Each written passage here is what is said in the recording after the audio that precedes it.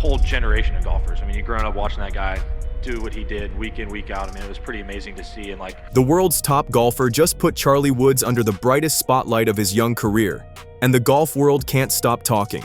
Praise, pressure, and prophecy are colliding in ways no one saw coming. But there's more to this story than a few viral quotes. In today's video, I'll break down what's really unfolding behind the greens. I mean, I can't tell you the look on his face when we got to the first green. And I look over and we're in 20th place, we're kind of playing, yada, yada, yada. And I look over and this guy is just locked in. And I was taken back. I was like, holy smokes. And then we got to the second hole and he had this chip shot and he looked at it like it was an up and down to win the tournament. And I'm like, this is incredible. I've never seen anything like this before in my life. And so it started as a standard pre-US Open presser and ended as the most talked about golf interview of 2025. Scottie Scheffler, fresh off his fourth major win at the Open Championship, was asked about rising young talents. What came next detonated across golf media like a wayward drive off the tee box.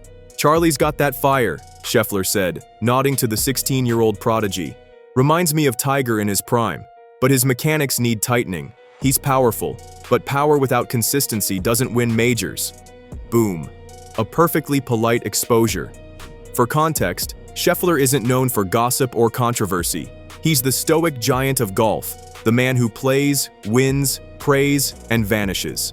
So for him to critique Tiger Woods' son, that's like the Pope reviewing Beyoncé's halftime show. It's simply not normal. Fans immediately split into factions: the constructive criticism camp versus the "how dare you" brigade. Pro insiders say Scheffler meant well, highlighting the immense pressure of carrying the Woods legacy into a cutthroat modern field. But intent doesn't always match perception. Within hours, golf threads ignited. Was this an honest take from the world number one, or the first crack in a simmering rivalry between golf's reigning king and its heir apparent? Either way, Scheffler's words didn't just echo, they exploded. Once Scheffler spoke, the floodgates opened. Rory McIlroy, never one to stay silent when the game's psychology is on the line, jumped in during a July podcast. "The kid's been under a microscope since birth. That's tougher than any course," he said, half admiring, half warning. Yet even Rory couldn't resist adding his own surgical critique. "He gets frustrated out there. Reminds me of Tiger when he was raw, except the cameras are always rolling." Translation: Charlie might crack before he conquers. Justin Thomas slid into the drama via Instagram stories, complimenting Charlie's insane driver distance before cautioning, "Short game separates the good from the great." Then came Xander Schauffele, ever the quiet sniper, calling Charlie's competitive energy scary, in the best way. But the sharpest contrast came from Jack Nicklaus, who invoked his own son's career. Gary faced similar expectations. "It's brutal when you're compared to your dad every swing." Collectively, it sounded like a golf town hall disguised as an intervention. The pros weren't mocking Charlie. They were diagnosing him like a lab experiment in pressure management. And as their comments spread, the narrative shifted from Scheffler's honesty to golf's generational anxiety.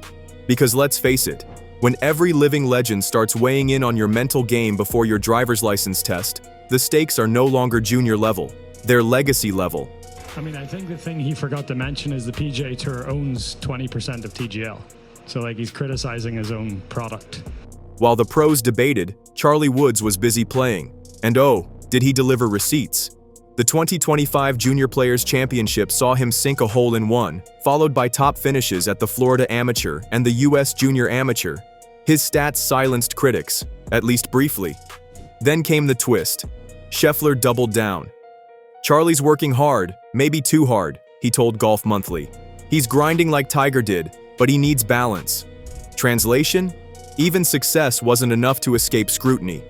Phil Mickelson added his 2 cents, in full Mickelson showman mode. "That hole-in-one was pure magic," he said. "But the journey from prodigy to pro is a grind. Ask Tiger."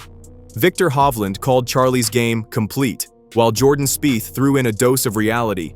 Tour life breaks even the toughest. Suddenly, the story shifted again. What started as critique became prophecy, the golf elite practically narrating Charlie's coming-of-age arc in real time. Behind the scenes, Tiger reportedly turned Scheffler's comments into a teaching moment. "He listens to guys like Scottie," a source said. "They've got mutual respect." Still, you could sense the storm brewing. Fans comparing swings, techniques, and legacies before the kid even picked a college. Every shot Charlie took this season felt heavier, as if each swing had to prove a bloodline. But the message from the pros was clear. Potential alone doesn't crown kings. And the son of Tiger is finding out what exposure really feels like. A little bit of news on the Tiger Woods front. No, he has not outlined his playing schedule for 2025, but he did say that he will be playing in the PNC Championship, aka the father-son, the parent-child, with son Charlie. And then, silence shattered. Tiger Woods, golf's eternal stoic, finally broke his silence in September 2025. Reporters expected another cryptic nod, maybe a golf cliche or two. Instead, Tiger went off script. "Charlie is Charlie," he declared at a press conference. "He's not me. These guys mean well, but let's let him play." The room froze, polite applause barely masking the shock. Because Tiger, the man who built his empire on silence and control, had just told the golf world to back off. But he wasn't done. Addressing Scheffler directly, Tiger admitted, "Scottie's right about mechanics. Charlie's got time. Don't rush him." The line landed like a perfect 320-yard drive. Respectful, yet razor-sharp. Scheffler quickly responded on X, formerly Twitter. "Tiger knows best. I'm just calling what I see. Détente achieved, sort of." Bubba Watson chimed in to calm the storm. "The kid's got unlimited potential, but family comes first." It was a rare glimpse into the protective father behind the 15-time major winner. Between the viral headlines, Tiger's response did something Scheffler's comments hadn't. It humanized the Woods clan. Suddenly, this wasn't about golf technique. It was about legacy, identity, and a father refusing to let the media turn his son into a storyline. For once, Tiger's raw honesty was louder than the swing itself. If the pros' opinions were loud, the fans were thunderous. By the time the 2025 US Open teed off, Team USA and Team Europe had turned the galleries into gladiator pits. European players complained of heckling and chants aimed at Tiger's kid. US fans, protective of Charlie and proud of Scheffler, clapped back online. "Our boys tell it straight, deal with it." Suddenly, a swing critique had mutated into a continental Cold War. Rory McIlroy, caught in the crossfire, couldn't resist defending both sides. "Fans forget these are kids under massive pressure," he sighed after his round. Meanwhile, Scheffler fans wore shirts reading "Mechanics Matter," part irony, part loyalty. The PGA tried to douse the flames, but golf hadn't been this dramatic since the 1999 Ryder Cup's infamous taunts. Then came the viral clip, a spectator shouting, "Prove Scottie wrong," during Charlie's practice round. Charlie laughed it off, but Tiger's death glare made headlines. Commentators called it the stare that could melt steel.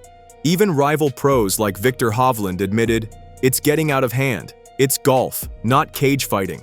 Still, chaos sells. Ratings spiked, social media buzzed, and somewhere in the noise, one thing became clear. Scheffler's comments had transcended the fairway. They'd turned into an ideological turf war between golf purists, hype chasers, and the ever-hungry American crowd. The US-Europe rivalry wasn't just alive, it was viral. As 2025 winds down, one thing is certain. Scottie Scheffler's exposure of Charlie Woods lit the fuse on a generational storyline golf didn't know it needed. Scheffler, now sitting on 16 PGA wins, has become the gold standard. The peak that every young prodigy, including Charlie, must now measure against. Yet amid all the scrutiny, Charlie's season told a different tale, one of growth, grit, and grace. Multiple top 10 finishes, a hole-in-one, and steady improvement, the signs of a player evolving, not imploding. Tiger's shocking response reframed it all. "Let him be a kid," he told ESPN. "He's got a lifetime to chase majors." It was both a warning and a benediction. Scheffler echoed that tone weeks later. "Charlie's got everything it takes. The rest is patience."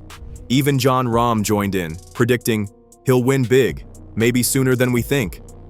Behind the scenes, college scouts are circling like hawks, whispering names like Stanford and Florida.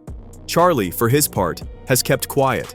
Just golf, grind, repeat. No statements, no clapbacks, just silent rebuttals written in birdies. The irony? The exposure Scheffler began may have been the exact pressure Charlie needed. Because now, he's not just Tiger's son, he's Tiger's successor in progress. Whatever's happening between golf's present and its future isn't random. It's calculated, quiet, and unfolding right before our eyes. Subscribe now, because this isn't the end of the story. It's just the setup for what's coming next.